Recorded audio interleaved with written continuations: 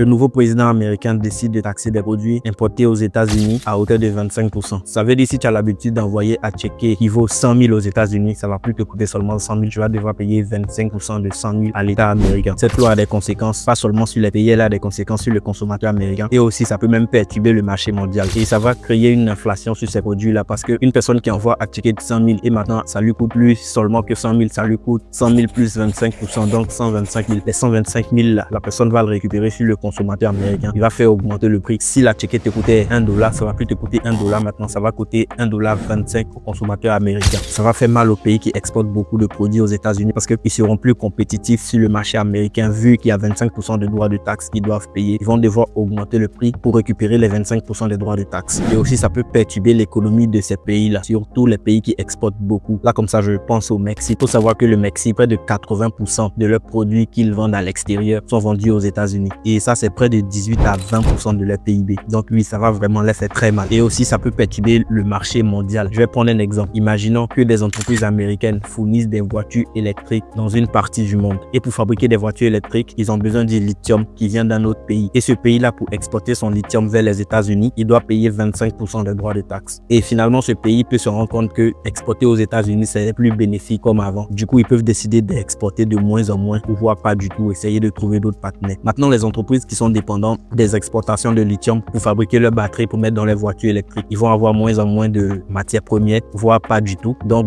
ils pourront plus exporter la quantité qu'ils avaient l'habitude d'exporter sur le marché mondial. Et donc, moins d'offres. La demande reste pareille. Donc, ça fait que la demande dépasse l'offre. Et quand la demande dépasse l'offre, ça crée de l'inflation. J'ai pris un exemple sur une voiture électrique, mais ça peut être sur autre chose. La loi qu'il a votée, je sais pas ce que ça fait politiquement, mais économiquement, c'est une catastrophe.